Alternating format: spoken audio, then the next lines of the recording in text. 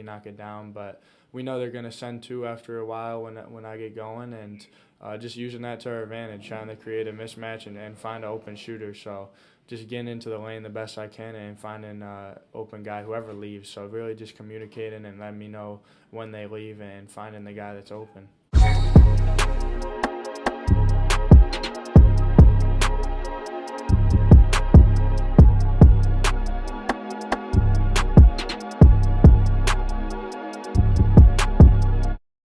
Alright, Pistons fans, so in today's video, we're going to be talking about the Detroit Pistons picking up Buddy Boeheim, signing him on a two-way contract. But before we get into all of that, please make sure you guys like this video. Today's like goal is 200 likes. Subscribe to the channel if you're new. I drop consistent Pistons content. And please, if you're new, subscribe because I'm close to 6,000. I want to hit that goal by the end of this month. So please, if you're new here, subscribe to the channel. Now let's get into this. So Buddy, he is 22 years old. He's 6'6", and he weighs 205 pounds, and he played at Syracuse in college. In his most recent season, he averaged 19 points, 3 assists, and 3 rebounds. And Buddy, he was probably, the best player on that Syracuse team. He actually played with his brother, and they both had a lot of success for Syracuse last season. And Buddy in particular, he led them to the NCAA tournament, and he did have a few good performances while Syracuse was in the tournament.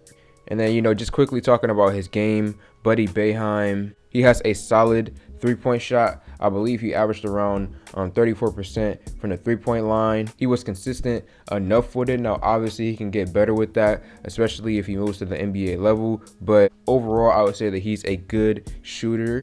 He also, slightly has a mid-range game to him as well. And then lastly, talking about the positives, is that he is a good playmaker. There were a lot of times where he would see one of his open Syracuse teammates and he would quickly pass the ball and get it to them.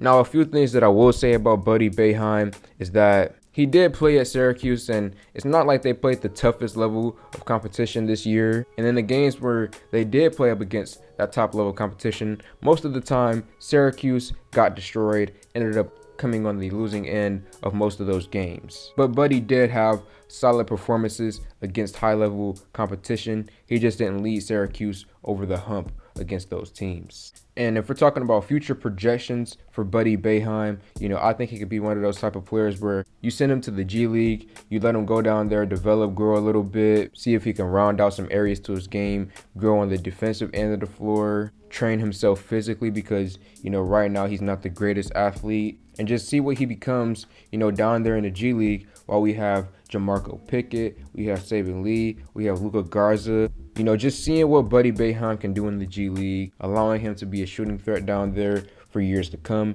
And then maybe eventually he could be a sharp shooting bench player for the Pistons in the future. But it's highly unlikely. He went undrafted. We signed him on a two-way contract. We will definitely see him in the summer league.